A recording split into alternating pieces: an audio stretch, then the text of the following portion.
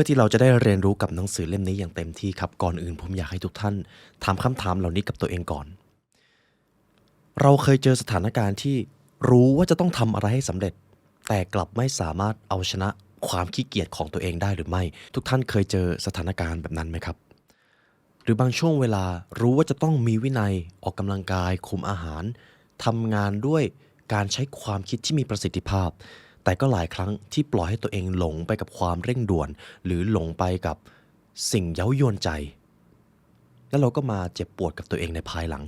ทุกท่านเคยเจอสภาวะเหล่านั้นไหมครับและผมเชื่อว่านี่ไม่ใช่ครั้งแรกที่เราพยายามแก้ปัญหานั้นถูกต้องไหมครับแต่ผมจะมีอยู่ปรัชญาหนึ่งซึ่งถ้าคุณผู้ฟังเอาไปใช้ครับไม่ว่าเป้าหมายของท่านมันจะใหญ่ขนาดไหนไม่ว่านิสัยผัดวันประกันพรุ่งของท่านมันจะแก้ไขได้ยากอย่างไรปรัชญานี้เอาชนะได้แทบทั้งสิ้นครับไคเซ็นครับเมื่อกี้ผมพูดว่าอะไรนะครับปรัชญาไคเซ็นครับนิสัยผัดวันประกันพรุ่งของเราจะหายไปทันทีเพียงทำตามปรัชญานี้เราจะมาพูดถึง one small step can change your life กันครับแล้วมาดูกันว่าสิ่งที่ผมโฆษณาเอาไว้มันจะเกินจริงหรือเปล่า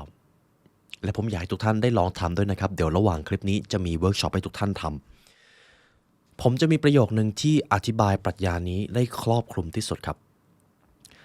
A journey of 1,000 miles begin with a single step การเดินทางพันลี้เริ่มต้นด้วยการ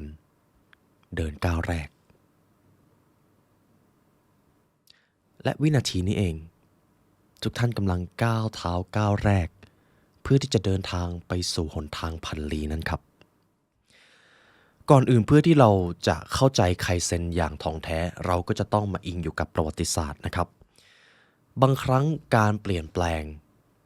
มันก็เป็นเรื่องยากซึ่งผมเข้าใจครับคุณผู้ฟังอยากจะเปลี่ยนแปลงตัวเองให้ประสบความสำเร็จในบางครั้งแต่ก็เหมือนจะขาดวินัยในบางครั้งเช่นเดียวกันเข้าใจครับแต่ไม่เห็นใจและเราจะต้องมาแก้ปัญหานี้กันการที่ผมเริ่มให้ความสำคัญกับสุขภาพสมองมากขึ้นทำให้ผมมีโอกาสได้รู้จักหนังสือ2เล่มนี้ครับ The Omega 3 Connection และ The Omega RX Zone ประเด็นสำคัญของหนังสือ2เล่มนี้ครับจำเป็นอย่างยิ่งที่ท่านจะต้องรู้การบำรุงสุขภาพสมองด้วยกรดไขมันโอเมก้า3ครับมันจะทำให้ประสิทธิภาพสมองของท่านเพิ่มขึ้นและยังชะลอความเสื่อมของสมองด้วยและทุกท่านครับเราใช้สิ่งนี้ตลอดเวลาหากสุขภาพสมองดีทุกอย่างในชีวิตก็จะดีตามซึ่งดรสตรอลและดรแบร์รี่ครับก็ได้กล่าวเอาไว้เราควรเติมโอเมก้า3ให้เพียงพอกับที่ร่างกายต้องได้รับเพราะยุคสมัยใหม่เราขาดโอเมก้า3และวิถีชีวิตประจำวันของเราทำให้เราได้รับโอเมก้า6มากขึ้นมันทำให้ความสมดุลของร่างกายถดถอยลงและแน่นอนมันมีปัญหาต่อสุขภาพสมองครับและทุกท่านครับด้วยความที่ผมทานโอเมก้า3 Norway Daily จาก Clarity เป็นประจำทุกวันนะครับผมทานจริงๆนะครับและด้วยนิสัยของการบำรุงสมองด้วยสิ่งนี้นี่เองทำให้สมองผมมีประสิทธิภาพมากขึ้นการจัดระเบียบความคิดการจัดระเบียบชีวิตมันก็มีประสิทธิภาพตามและทุกท่านครับสุขภาพสมองเป็นเรื่องที่ไม่ไกลตัวเลยเราใช้สิ่งนี้ตลอดเวลาหากเราบำรุงสิ่งนี้ดีชีวิตความคิดเราก็จะดีและ Clarity ครับพร้อมที่จะเป็นเพื่อนร่วมทางให้กับทุกท่านหากทุกท่านต้องการรายละเอียดเพิ่มเติมครับสามารถดูได้ที่ลิงก์ clarity.asia/thelibrarybrain หรือจะดูที่ลิงก์ข้างล่างก็ได้ครับเดี๋ยวเราจะวางไว้ที่ description ให้อ๋อแล้วเขาก็มีผลิตภัณฑ์ตัวใหม่ด้วยนะครับไว้เรามารอดูกัน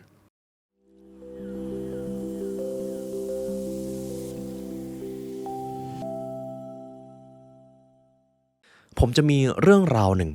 ซึ่งอธิบายปรัชญาไคเซ็นได้ดีมากผมขออนุญาตนำมาเล่าให้ทุกท่านฟังหนึ่งในโค้ชบาสเกตบอลที่มีชื่อเสียงโด่งดังและเป็นผู้นำที่ดีที่สุดคนหนึ่งจอห์นวูเดนครับจอห์นวูเดนคือโค้ชที่สามารถเป็นแรงบันดาลใจในด้านความเป็นผู้นำให้กับหลายๆท่านมากและคุณจอห์นซีแม็กซ์เวลล์เองก็มักจะพูดถึงโค้ชบาสเกตบอลท่านนี้สิ่งที่น่าตั้งคำถามก็คือจอห์นวูเดนเขามีอะไรดีแต่หนึ่งในผลงานที่ทรงพลังของเขาก็คือเขาสามารถทำให้ทีมบาสเกตบอลแบบโนเนมครับกลายเป็นทีมบาสเกตบอลที่ได้แชมป์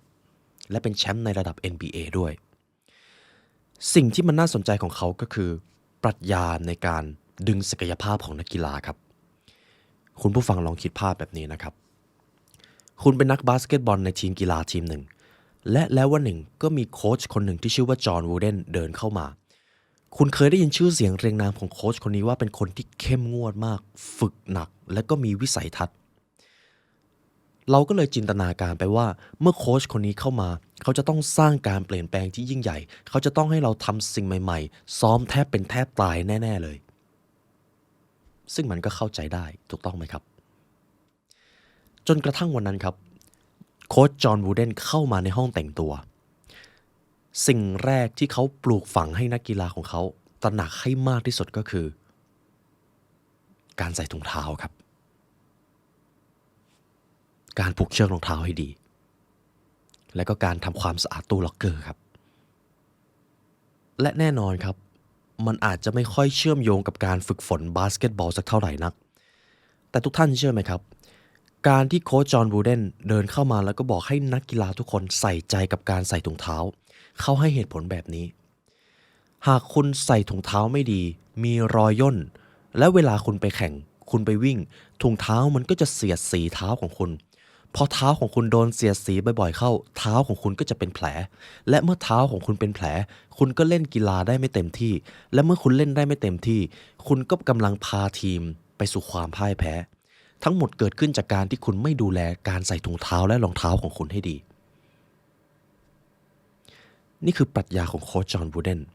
เขาใส่ใจรายละเอียดเล็กๆน้อยๆครับและจะมีประโยคหนึ่งที่เขาเล่าเอาไว้เมื่อคุณพัฒนาสิ่งเล็กน้อยอย่างสม่ำเสมอสิ่งยิ่งใหญ่จะเกิดเมื่อคุณเปลี่ยนแปลงสิ่งเล็กน้อยอย่างมีวินัยผลลัพธ์จากการเปลี่ยนแปลงที่ยิ่งใหญ่ย่อมเกิดอย่าแสวงหาช่วงเวลาปาฏิหาริย์จงหาสิ่งเล็กน้อยที่คุณทำได้เสียตั้งแต่วันนี้มันคือกฎเหล็กของความสำเร็จที่ยิ่งใหญ่และเมื่อความสำเร็จถูกสร้างขึ้นด้วยวิธีนี้มันจะดำรงอยู่อย่างยั่งยืนครับเห็นปรัชญาที่แฝงอยู่ในการกระทำของโค้ชบาสเกตบอลท่านนี้ไหมครับและนี่ก็คือเหตุผลสำคัญครับว่าทำไมทีมบาสเกตบอลที่โค้ชจอห์นวูเดนไปคุมถึงประสบความสำเร็จเริ่มจากการใส่ถุงเท้าชีวิตความสำเร็จของเราก็แทบไม่ต่างกันครับอยากประสบความสำเร็จอยากร่ำรวยอยากมั่งคั่งอยากเป็นนักธุรกิจพันล้านอยากเป็นคนที่มีชื่อเสียงโด่งดังกิจวัตรแรกหลังจากตื่นนอนท่านทำอะไรระหว่างกิจวัตรของการพัฒนาตัวเองหรือกิจวัตรที่ฆ่าเวลาการดูแลอาหารการกินท่านคัดสรรท่านเข้มงวดกับสิ่งเหล่านั้นมากแค่ไหนหรือท่านแค่กินตามมีตามเกิดแล้วก็ไม่ได้ดูแลร่างกายเท่าที่ควรเวลาทำงานเราทำงานด้วยทัศนคติแบบไหนระหว่างทำงานเพื่อสร้างคุณค่าส่งมอบผลประโยชน์ให้กับองค์กรและลูกค้าหรือทำงานเพื่อผลตอบแทนแล้วก็ใช้ชีวิตไปวันๆสิ่งเล็กๆน้อยๆเหล่านี้แหละครับก่อเกิดความเปลี่ยนแปลงและความแตกต่างมหาศาลและปรัชญาไคเซ็นก็คือการพัฒนาสิ่งเล็กๆน้อยๆในทุกๆวันมีประโยคอยู่อย่างหนึ่งครับในอาณาจักรแห่งหนึ่งช่างตีเหล็กลืมทำเกือกม้าม้าก็ไม่มีเกือกใส่เมื่อม้าไม่มีเกือกใส่พอไปรบก็เสียเปรียบพอม้าเสียเปรียบอัศวินเวลาขี่ม้าก็มีโอกาสสูงที่จะแพ้พออัศวินแพ้สงครามกองทัพก็ย่อยยับพอกองทัพย่อยยับเมืองก็ถูกเข้าตีเมื่อเมืองถูกเข้าตีแล้วไม่มีกองทัพอาณาจักรก็ล่มสลายอาณาจักรล่มสลายเพียงเพราะช่างตีเหล็กลืมทำเกือกม้าผมชอบเรื่องราวนี้มากครับและเรามาเริ่มกันก่อนอื่นขอเล่าประวัติคร่าวๆนะครับไคเซ็นครับแน่นอนครับเป็นที่มาจากภาษาญี่ปุ่นเป็นปรัชญาการพัฒนาอย่างต่อเนื่อง continuous improvement มีรากฐานมาจากประเทศญี่ปุ่นคำว่าไคเซ็น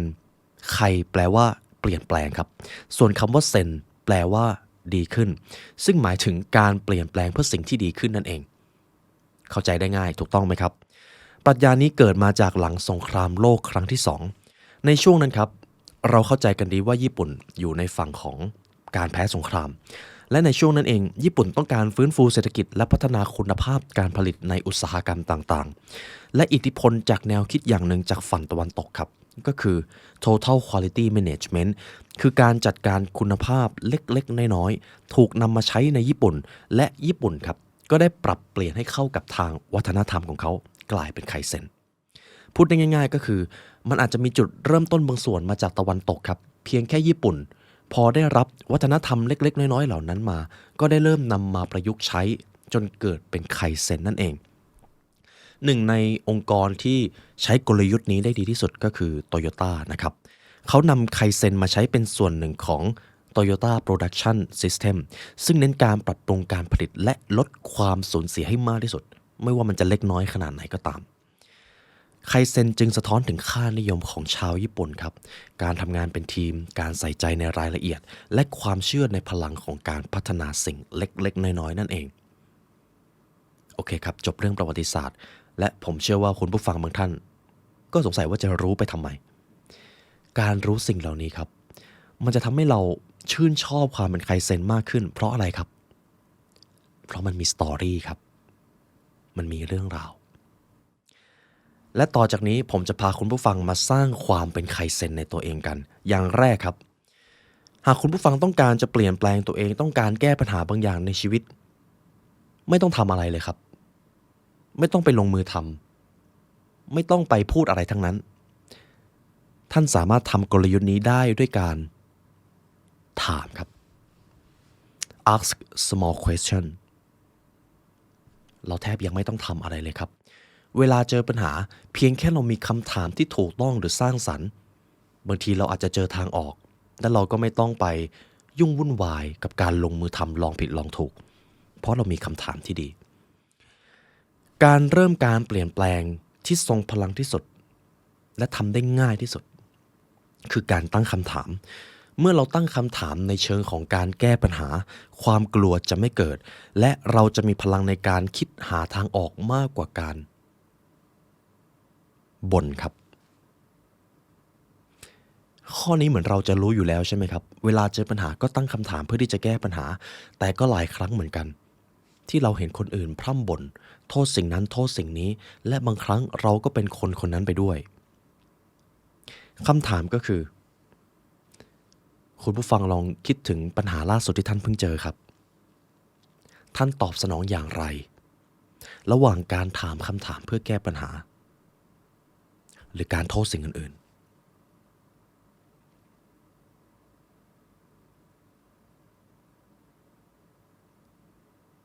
คำตอบนั้นคืออะไรครับเยี่ยมครับทีนี้เรามาดูกันตรงนี้ครับการถามที่ถูกต้องจะทำให้เรามองเห็นทางออกยกตัวอย่างเช่นคุณผู้ฟังกำลังเจอปัญหาเรื่องการเงินแล้วกันครับเป็นปัญหาคลาสสิกของคนในศตวรรษที่21จากการพร่ำบ่นโทษเศรษฐกิจโทษหัวหน้าโทษหน้าที่การงานลองเปลี่ยนเป็นการตั้งคำถามดูครับเราจะต้องทำอย่างไรเราถึงจะมีเงินประจำเดือนเพียงพอเทียบเท่ากับรายจ่ายเราจะต้องรู้อะไรทุกท่านเชื่อไหมครับเพียงแค่คำถามนี้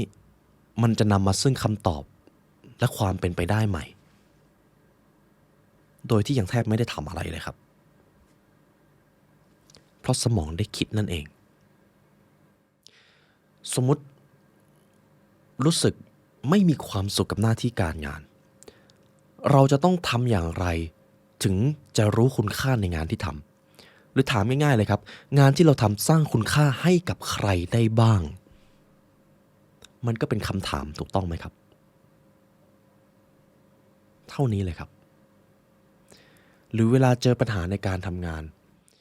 พวกเราจะต้องทำอะไรหรือเราต้องรู้อะไรเพิ่มเพื่อที่จะแก้ปัญหานี้และยกระดับความสามารถของพวกเราสมมุติในวงล้อมที่ทุกคนกำลังเจอปัญหาแล้วท่านเดินเข้าไปแล้วถามคำถามนี้ท่านจะกลายเป็นคนที่มีภาวะผู้นำโดยอัตโนมัตินะครับพลังแห่งการตั้งคำถามดังนั้นสมองชอบคำถามเพราะเมื่อมีคนถามก็ต้องมีคนทำไมครับมีคนตอบถูกต้องครับต่อไปนี้จะเป็นเวิร์กช็อปเมื่อเราได้เรียนครับเราจะรู้เมื่อเราได้เขียนเราจะจำและเมื่อเราได้ลงมือทำเราจะเข้าใจ ต่อไปนี้จะเป็นเวิร์กช็อปสั้นๆผมจะมีการจับเวลาในแต่ละช่วงนะครับทุกท่านไม่ต้องไปหยิบปากกากับกระดาษครับท่านสามารถนั่งหลับตาแล้วก็คิดตามได้เลยผมขอให้คุณผู้ฟังเลือกปัญหาที่กังวลใจมาเรื่องเดียวครับเรื่องอะไรก็ได้ที่ท่านรู้สึกว่ามันน่าปวดหัวมากเลย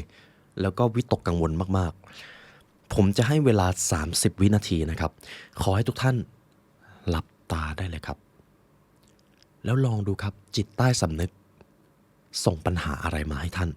30วินาทีจับเวลาครับ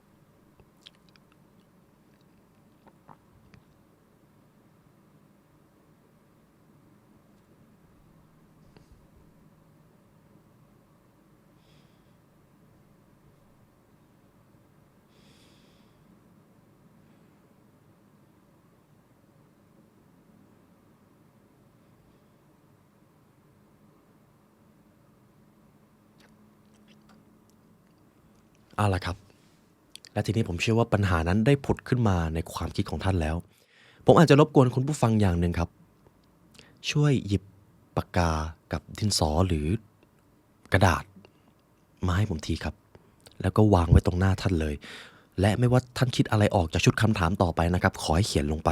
เดี๋ยวผมจะให้เวลา20วินาทีนะครับสำหรับคุณผู้ฟังท่านใดที่เอื้อมไปหยิบปากกากับกระดาษได้โปรดทำครับเพราะคนที่ได้ประโยชน์มากที่สุดคือตัวท่านเองและถ้าท่านใดที่ยังทำไม่ได้นะครับเดี๋ยวเก็บคลิปนี้ไปฟังตอนถึงบ้านแล้วก็ได้ครับ20วินาทีครับหยิบปากกากับกระดาษมาได้เลยครับ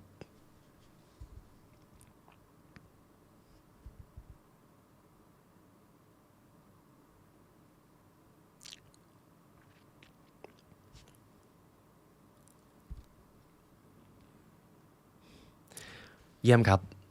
ตอนนี้ผมถือว่าคุณผู้ฟังมีอุปกรณ์พร้อมเขียนแล้วนะครับยังจำปัญหาที่ท่านกังวลใจก่อนหน้านี้มาได้ไหมครับต่อไปนี้ผมจะเอาคำถาม3ข้อแล้วปัญหานั้นจะลดระดับความวิตกกังวลเป็นปลิดทิ้งเลยคำถามข้อที่1ครับปัญหาที่คุณกำลังกังวลใจอยู่ปัญหานี้เหตุการณ์นี้สอนอะไรคุณได้บ้างครับ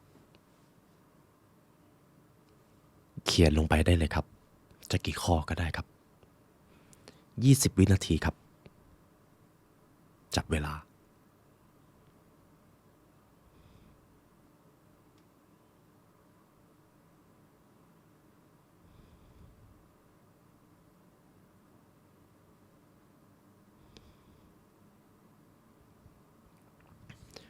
โอเคครับจบคำตอบที่1นะครับคำถามที่2ครับข้อดีของปัญหาหรือเหตุการณ์นี้เป็นอะไรได้บ้างข้อดีครับลิสต์ออกมาได้หมดเลยครับ30วินาทีจับเวลาครับ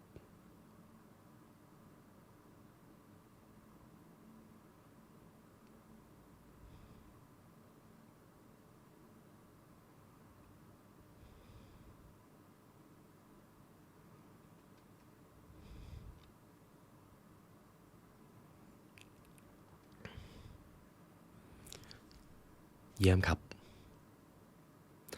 ต่อไปคำถามข้อสุดท้าย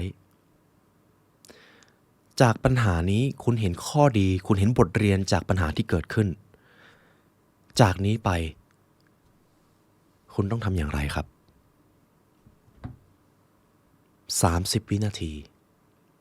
จับเวลาครับเขียนลงไปได้เลยครับ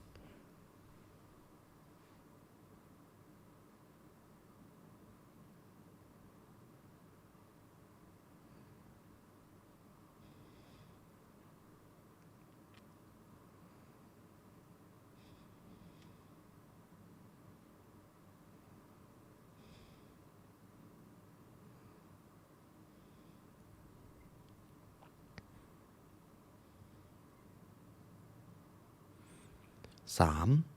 2 1เรียบร้อยครับทุกท่าน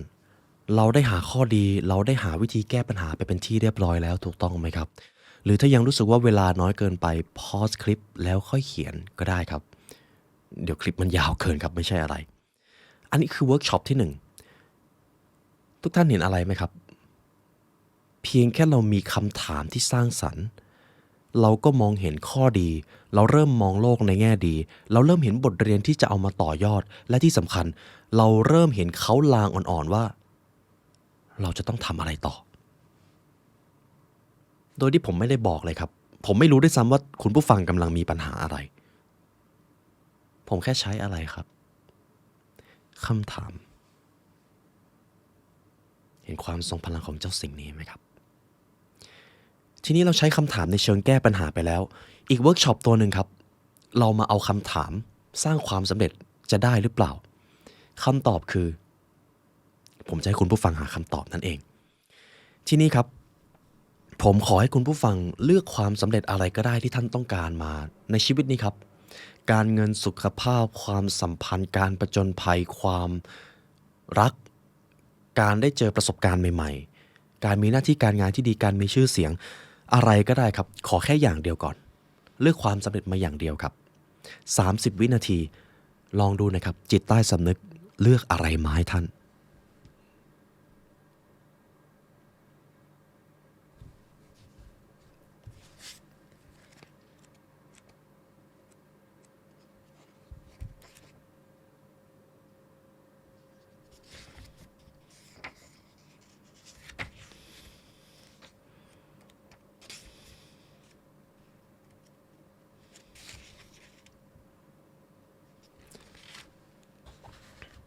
เยี่ยมครับ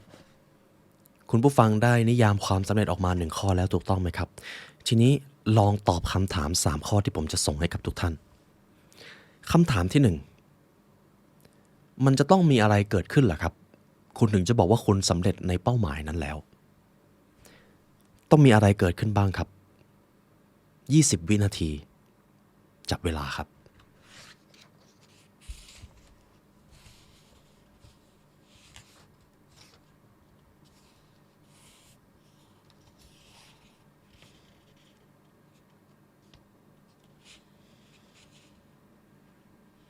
เยี่ยมครับต่อไปชุดคำถามที่2มันจะเกิดอะไรขึ้นครับหากคุณทำสิ่งนั้นสำเร็จคุณจะรู้สึกอย่างไรบ้างครับ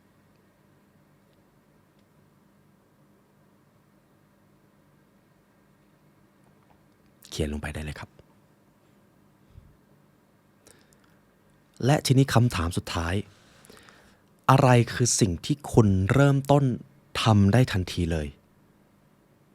เพื่อสร้างความสำเร็จนั้นครับเริ่มได้ตั้งแต่วันนี้เลยครับสิ่งนั้นมีอะไรบ้างครับ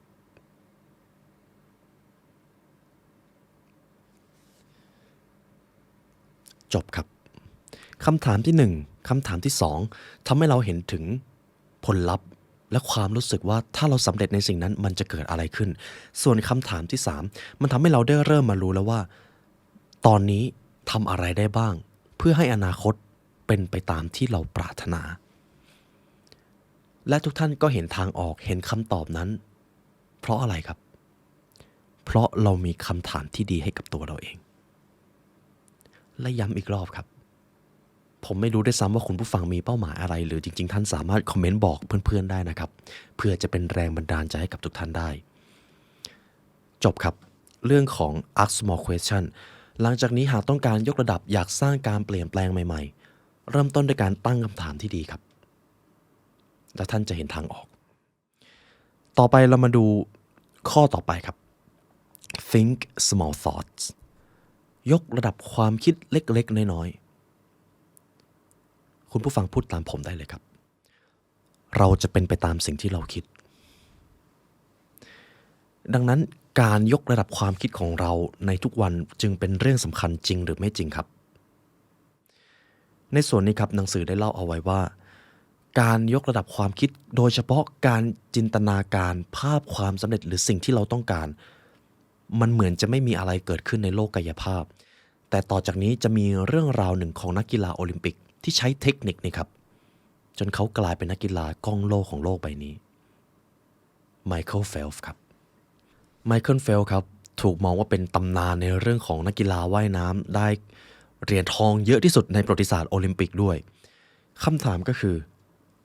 สิ่งที่ไมเคิลเฟลป์ใช้เป็นเคล็ดลับในการสร้างความสำเร็จให้กับตนคืออะไรแน่นอนครับหากเราไปดูตารางการฝึกซ้อมตารางการคุมอาหารเข้มงวดและโหดมากแต่สิ่งหนึ่งที่เป็นเคล็ดลับของคุณไมเคิลเฟลป์นะครับและทุกท่านสามารถเอาไปใช้ได้ด้วยสิ่งนั้นมีชื่อว่า Mind Sculpture ครับ Mind Sculpture ก็คือพูดง่ายๆนะครับมันคือคิดภาพว่าเราทำเป้าหมายนั้นอยู่และเมื่อเราคิดบ่อยๆความกลัวความวิตกกังวลมันจะหายไปเมื่อเราต้องไปเจอสถานการณ์จริงยกตัวอย่างครับสมมุติผมกำลังจะไปพูดในที่สาธารณะอีกไม่กี่วันและผมวิตกกังวลมากเลยผมสามารถเอาทริคนี้มาใช้ได้ครับผมอาจจะเข้าภวังค์แล้วก็จินตนาการว่าผมกำลังพูดอยู่ต่อหน้าผู้คนนับพันคนทุกคนมีสีหน้ายิ้มแย้มสนุกและให้กำลังใจในฮอลล์แห่งนั้นทั้งเนื้อหาทั้งบรรยากาศมันดีมากเลยผมอาจจะหลับตาแล้วก็จินตนาการถึงภาพนั้นบ่อยๆและเมื่อไปถึงวันจริงครับผมจะทำได้ตามที่ผมจินตนาการสิ่งนี้เรียกว่า mind sculpture ครับสมองแยกไม่ออกว่าภาพที่เราจินตนาการกับภาพในโลกแห่งความเป็นจริงมันแตกต่างกันอย่างไรจริงๆสมองแยกไม่ออกครับถ้าไม่เชื่อขออนุญาตให้คุณผู้ฟังทำตามผมนะครับผมขออนุญาตให้ทุกท่านหลับตาให้ผมหน่อยนะครับเพราะเราจะได้เห็นความทรงพลังของจินตภาพของตัวเองขอให้ทุกท่านจินตนาการถึงบ้านหรือห้องของตัวเองครับรอบๆห้องรอบๆตัวท่านมีเฟอร์นิเจอร์อะไรวางอยู่บ้างครับขอให้ท่านเห็นในสิ่งที่กำลังเห็นรับรู้ถึงความรู้สึกที่กำลังเกิดขึ้นนั่นคือสถานที่ที่ท่านรู้สึกปลอดภัยเป็นอย่างยิ่งแล้วทีนี้ผมขอให้ท่านเดินไปที่ตู้เย็นในที่พักของท่านนะครับพอดีในตู้เย็นนั้นจะมีมะนาวอยู่ลูกหนึ่งครับเมื่อท่านเปิดตู้เย็นไปท่านจะเจอมะนาวนั้นวางอยู่ในตู้เย็นพอดีผมขอให้ท่านหยิบมะนาวลูกนั้นมาดูใกล้ๆนะครับและมะนาวลูกนั้นก็ได้ถูกหั่นเป็นครึ่งซีกไว้อยู่แล้วทีนี้ผมขอให้ทุกท่านรับรู้ถึงประสาทสัมผัสทั้งหมดไปที่มะนาวลูกนั้นครับและหลังจากนั้นขอให้ท่านเอามะนาวลูกนั้นเข้าไปในปากและก็กัดได้เลยครับกัดแน่นๆเลยครับให้น้ำมะนาวนั้นมันไหลออกมาให้มันแผ่ซาบซ่านไปที่ลิ้นไปที่เพดานปากเยี่ยมครับทีนี้คลายออกจากภวังค์ได้เลยครับถ้ามีใครน้ำลายไหลจากการจินตภาพเมื่อกี้คอมเมนต์ได้เลยนะครับและผมเชื่อว่ามีเพราะตอนผมโดนผมก็น้ำลายไหลเหมือนกันนี่คือสิ่งที่เรียกว่าจินตภาพครับสมองแยกไม่ออกระหว่างภาพความเป็นจริงกับภาพในความคิดและเทคนิคของไมเคิลเฟลป์ก็คือสิ่งนี้ครับเขาจินตนาการว่าช่วงเวลาที่เขาแข่งขันว่ายน้ำในกีฬาโอลิมปิกบรรยากาศผู้คนบรรยากาศสระว่ายน้ำเสียงเชียร์นั้นเป็นอย่างไรและเขาก็ซ้อมตัวเองในนั้นแหละครับเขาซ้อมว่าเขากำลังแข่งว่ายน้ำเขาว่ายด้วยความเร็วขนาดไหนเขาว่ายด้วยท่าไหนเขาซ้อมในภาพในหัวของเขาจนกระทั่งการแข่งขันจริงๆครั้งหนึ่งของเขาน้ำเข้าแว่นตาครับสำหรับใครที่เป็นนักกีฬาว่ายน้ำหรือเป็นนักดำน้ำจะรู้ดีว่าการที่น้ำเข้าแว่นมันเป็นอะไรที่น่ากลัวหรือน่ารำคาญแต่สำหรับไมเคิลเฟลป์ครับในช่วงเวลาที่กดดันขนาดนั้นการที่น้ำเข้าแว่นไม่ได้มีผลอะไรกับเขาเลยครับเพราะเขาซ้อมผ่าน Mind Sculpture ของเขามาตั้งแต่แรกแล้วนั่นเองแล้วเขาอาจจะทำเป็นร้อยเป็นพันครั้งเลยก็ได้สิ่งนี้แหละครับคือ think small thoughts จบครับเราจะเป็นไปตามสิ่งที่เราคิดและทีนี้ผมจะขออนุญาตให้คุณผู้ฟังมาทำเวิร์กช็อปด้วยกันหลังจากนี้ผมจะพาคุณผู้ฟังเข้าภวังค์สักครู่นะครับและนี่คือเวิร์กช็อปที่จะทำให้ท่านได้ใช้ small thought ของตัวเองผมขออนุญาตให้ทุกท่านหลับตาให้หน่อยครับท่านจะนั่งหรือจะนอนก็ได้ครับ และขอให้ท่านอยู่ในท่าที่รู้สึกผ่อนคลายและสบายมากที่สุดและเมื่อผมนับ5 ถึง 1ท่านจะเข้าสู่ภวังค์ชั้นที่ลึก5 4รับรู้ถึงความเงียบสงบที่กำลังเกิดขึ้นในร่างกายของท่าน3 2เข้าสู่ภวังค์และพร้อมที่จะจินตนาการ1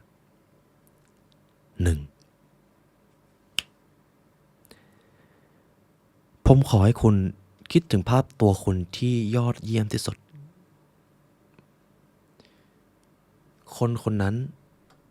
เขากำลังมายืนอยู่ตรงหน้าคุณครับใช่ครับมองไปที่ตาเขาให้หน่อยครับนั่นคือตัวคุณในอีกไม่กี่ปีต่อจากนี้ซึ่งเป็นคนที่ประสบความสำเร็จยอดเยี่ยมที่สุดมองไปที่ใบหน้าสีหน้าของเขานะครับเขามีสีหน้าอย่างไรครับใบหน้าของเขาต่างจากตัวคุณในปัจจุบันอย่างไรบ้างครับผมขอให้ภาพที่คุณกำลังเห็นนั้นชัดขึ้นจงเห็นในสิ่งที่คุณกำลังเห็นจงได้ยินในสิ่งที่คุณกำลังได้ยิน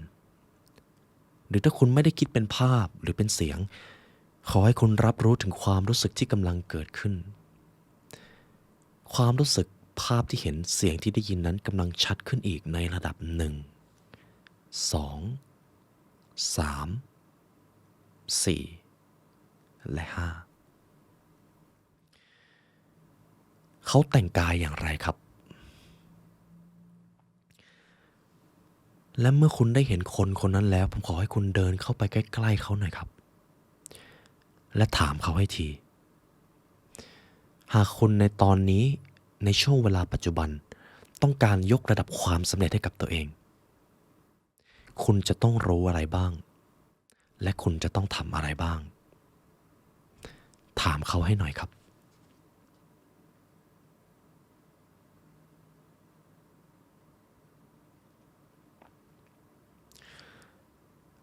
และเมื่อคุณได้ถามเขาไปแล้วเขาให้คำแนะนำอะไรกลับมาบ้างครับ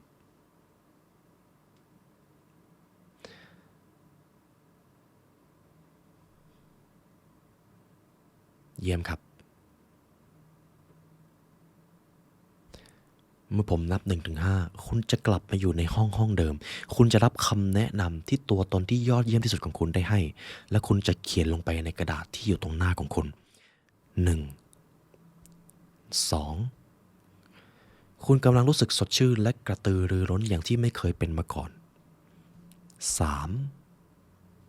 4คุณกำลังได้รับคำแนะนำความสำเร็จจากคนที่ยอดเยี่ยมที่สุด5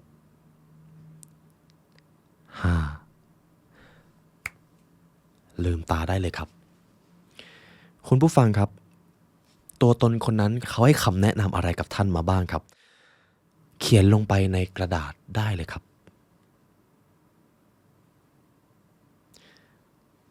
และทุกท่านเชื่อไหมครับคำแนะนำที่ท่านได้รับมาจากตัวท่านเมื่อกี้มันคือคำแนะนำที่ดีที่สุดเพราะไม่มีใครมาให้กับท่านได้เลยครับเพราะคนที่รู้ความจริงสูงสุดคนที่รู้นิยามความสำเร็จของเรามากที่สุดคือตัวเราเองครับและภาพที่ท่านเห็นไม่ใช่การมโนครับมันคือสิ่งที่ถูกเก็บไว้ในจิตใต้สำนึกและถ้าท่านใดที่ทำสมาธิบ่อยๆท่านจะเข้าถึงภวังค์นั้นได้ง่ายกว่าคนทั่วไปมากผมแค่เป็นคนคอยไกด์ให้ท่านได้ไปเจอภวังค์นั้นก็เท่านั้นเองเขียนลงไปได้เลยครับนี่คือการ think small thought ครับช่วงเวลาไหนที่เจอปัญหาเจอความวิตกกังวลคิดอะไรไม่ออกหลับตาจินตนาการถึงตัวท่านที่ยอดเยี่ยมที่สุดแล้วก็ถามเข้าไปเลยครับต้องรู้อะไรมีคำแนะนำอะไรบ้างที่จะให้หรือคุณจะจินตนาการถึงคนที่ประสบความสำเร็จที่เป็นไอดอลของคุณก็ได้ครับและนี่ก็คือไคเซ็นในด้านของการคิด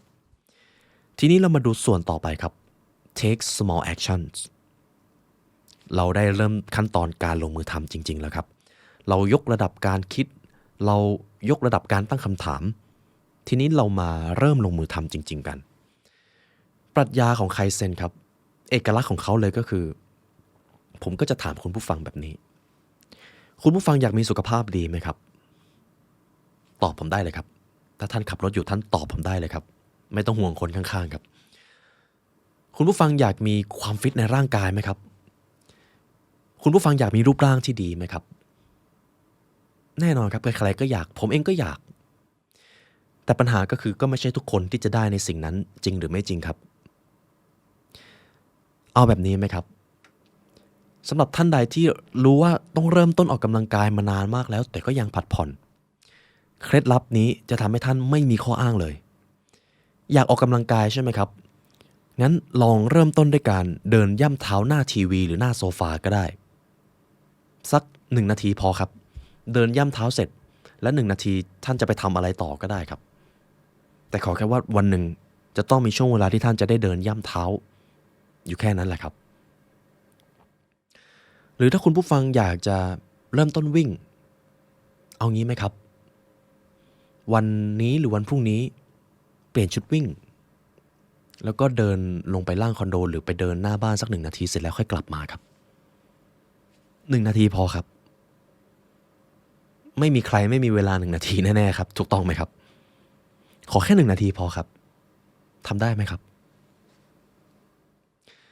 หรือถ้าท่านเป็นคนเริ่มต้นออกกำลังกายมานานมากแล้วแต่ก็รู้สึกว่าการจะเริ่มต้นไปวิ่งมันยากเหลือเกินไม่เป็นไรครับเดี๋ยวขอแค่ท่านวันนี้เดินไปเอารองเท้ากับชุดวิ่งวางไว้หน้าประตูห้องหรือท่านจะใส่ชุดวิ่งนอนเลยก็ได้ครับขอแค่นี้ได้ไหมครับอันนี้คือเรื่องออกกำลังกาย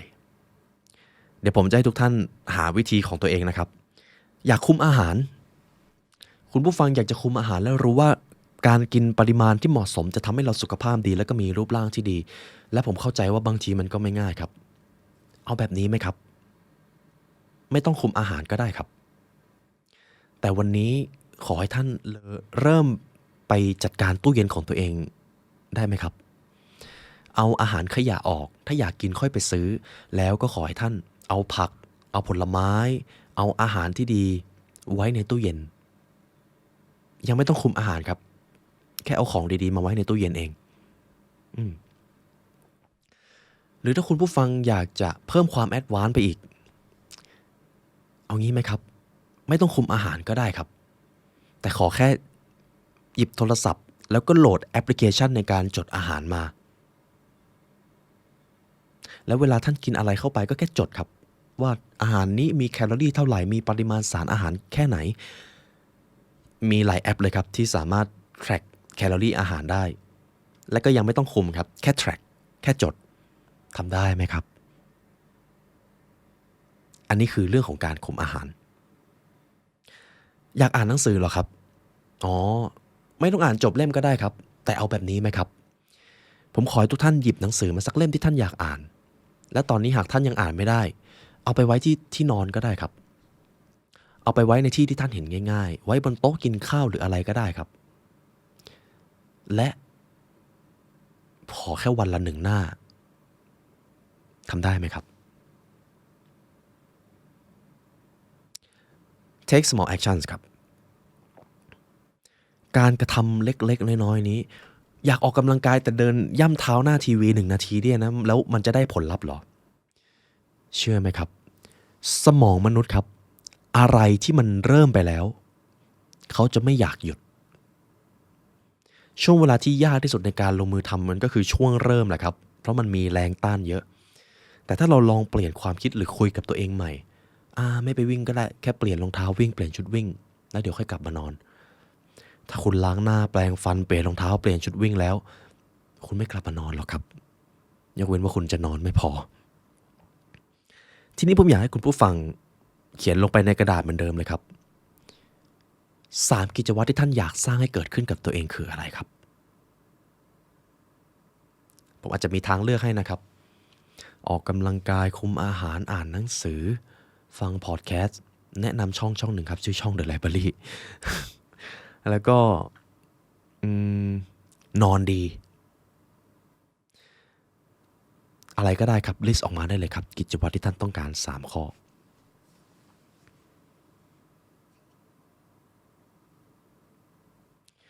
และตรงนี้ถ้าท่านยังเขียนได้อีกพอสไปก่อนได้นะครับและทีนี้ครับกิจวัตรเหล่านั้นมีการกระทำหรือขั้นตอนเล็กๆอะไรบ้างที่ท่านเริ่มทำได้เลยหากผมเลือกการอ่านหนังสือเป็นกิจวัตรแน่นอนครับผมต้องซื้อหนังสือก่อนและเมื่อผมซื้อหนังสือเสร็จแล้วผมก็อาจจะตั้งเป้าว่าอ่านวันละหน้าก็ได้ก่อนนอนวันละหน้าครับหรืออย่างมากก็วันละบทถึงแม้ผมจะมีเวลาน้อยขนาดไหนแต่การอ่านหนังสือ1 หน้ามันจะกินเวลาไม่เกิน1 นาทีแน่นอนครับหรือถ้าออกกำลังกายคืนนี้ใส่ชุดวิ่งนอนเลยแล้วกันจะได้ไม่มีข้ออ้างรองเท้าวิ่งถุงเท้าจะต้องวางอยู่หน้าประตูให้พร้อมแล้วคุณผู้ฟังล่ะครับสร้างสรรค์กิจวัตรอะไรให้กับตัวเองออกมาได้บ้างเขียนออกมาครับและอย่าลืมลงมือทำนะครับจบครับนี่คือการ take small action ในรูปแบบของ Kaizen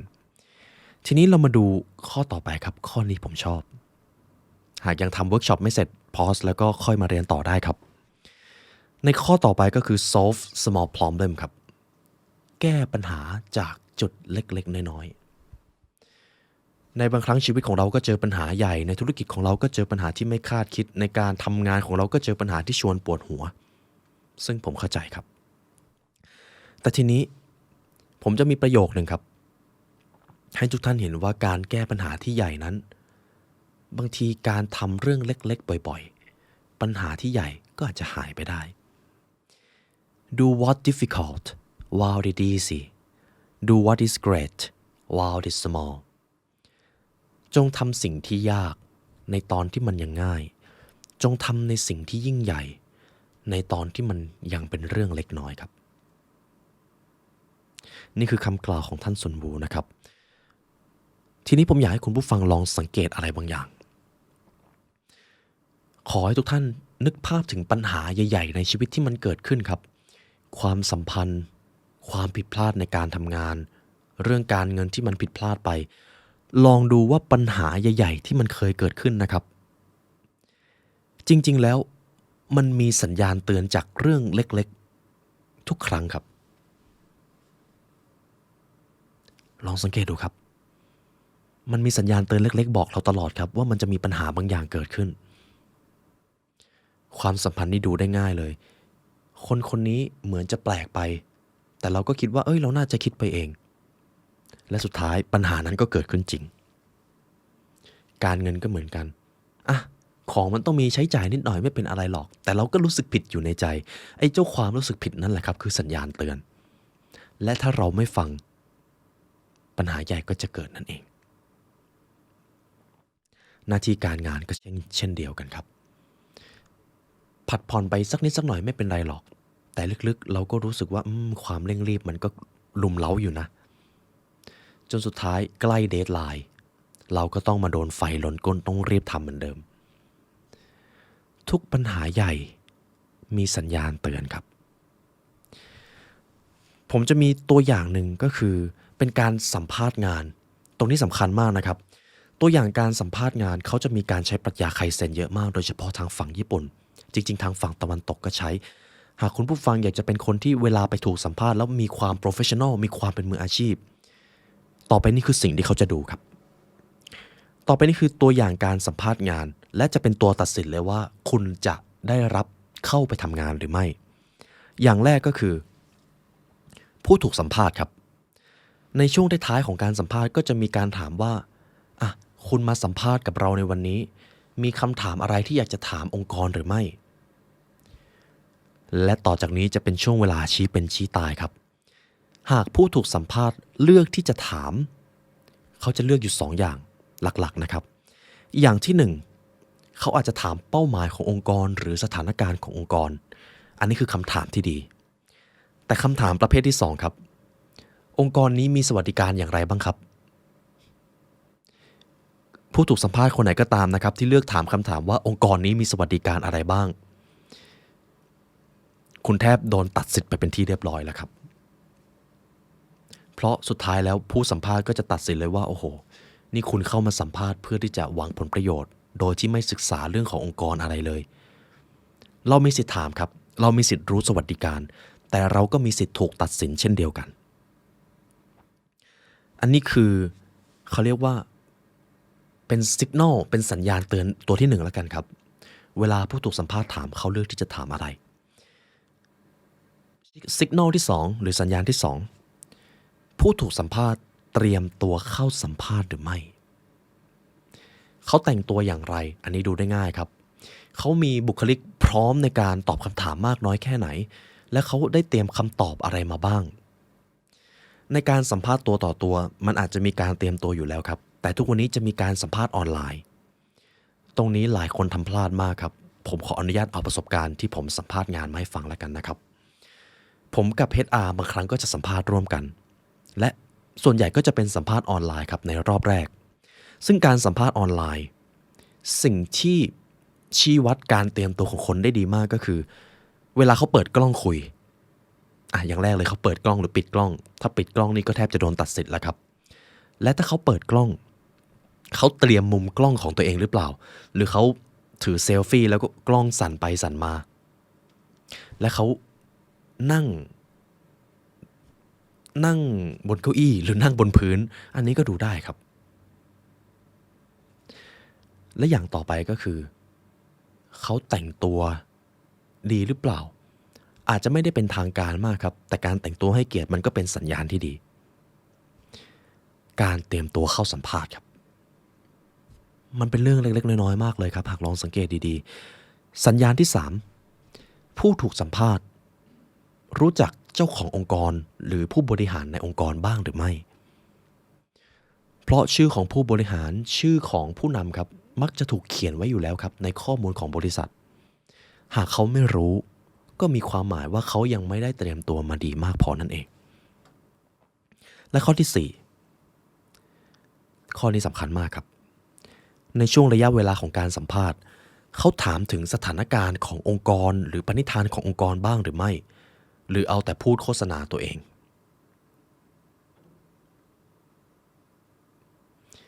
เพียงแค่4องค์ประกอบนี้หรือจริงๆมีมากกว่านั้นนะครับ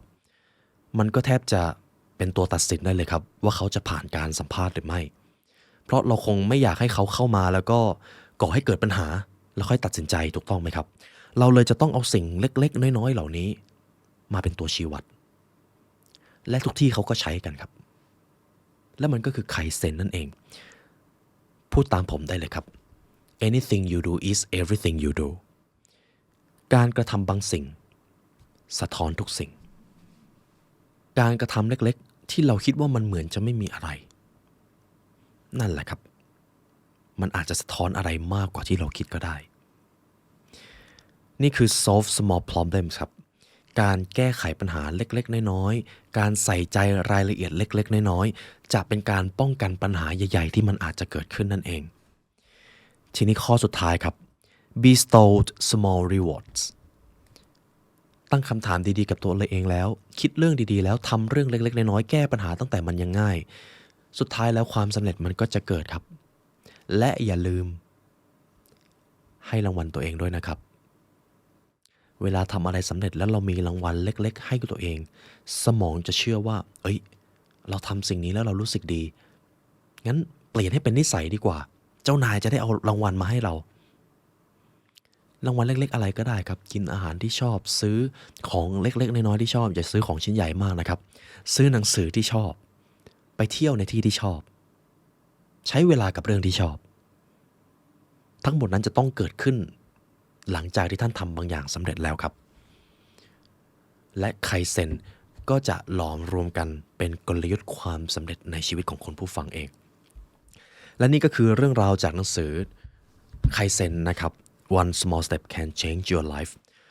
หรือถ้าคุณผู้ฟังต้องการที่จะสร้างวินัยตัวเองแล้วก็มีตัวชี้วัดมีตัวจดบันทึกเลยเราก็จะมีของชิ้นหนึ่งมาให้ท่านครับซึ่งเป็นของที่ทำให้ท่านสามารถจดบันทึกและรู้เลยว่าช่วงเวลาที่ผ่านมาวินัยของเราเข้มงวดขนาดไหนเรามีไคเซ็นที่ได้เติบโตในช่วงเวลาเล็กๆน้อยๆบ้างหรือไม่และนี่คือแพลนเนอร์ที่พวกเรายินดีส่งมอบไปกับทุกท่านครับ Life Mastery Planner เมื่อเรามีการจดบันทึกเมื่อเรามีตัวชี้วัดเราจะรู้ว่าเราจะมุ่งไปในทิศทางไหนและแพลนเนอร์ตัวนี้เราสร้างขึ้นมาเพื่อที่จะยกระดับวินัยให้กับทุกท่านทั้ง productivity ความสุขความสงบจิตวิญญาณ physical เรามีท่านจดบันทึกทั้งหมดครับและที่สำคัญคือเป็น PDF ท่านจะพกไปที่ไหนก็ได้และไม่ต้องมีปัญหาเลยครับเขียนผิดก็ลบได้และ PDF ตัวนี้ Planner ตัวนี้จะกลายเป็นสิ่งที่ยกระดับความสำเร็จให้ท่านสิ่งที่ท่านซื้อไปท่านไม่ได้ซื้อ Planner ครับท่านซื้อวินัยชีวิตให้กับตัวเองและหากท่านเป็นคนมีวินัยในชีวิตท่านจะไม่ประสบความสำเร็จได้อย่างไรจริงไหมครับและทุกท่านหากต้องการซื้อ Planner นะครับเอาไปใช้ได้ตั้งแต่วันนี้เลยอาจจะต้องมี iPad หรือมีโทรศัพท์แล้วก็ฝึกใช้แป๊บเดียวครับเรามีคู่มือให้ทุกท่านสามารถซื้อได้ที่ลิงก์ข้างล่างนะครับเดี๋ยวพวกเราจะวางไว้ให้และเช่นเคยครับในวันนี้ได้เวลาอันสมควรแล้วทางผู้ร่วมงาน The Library เลยและตัวผมไลออนยุวสินขอกล่าวอำลาทุกท่านไปก่อนขอให้วันนี้เป็นวันที่ดีของทุกท่านครับสวัสดีครับ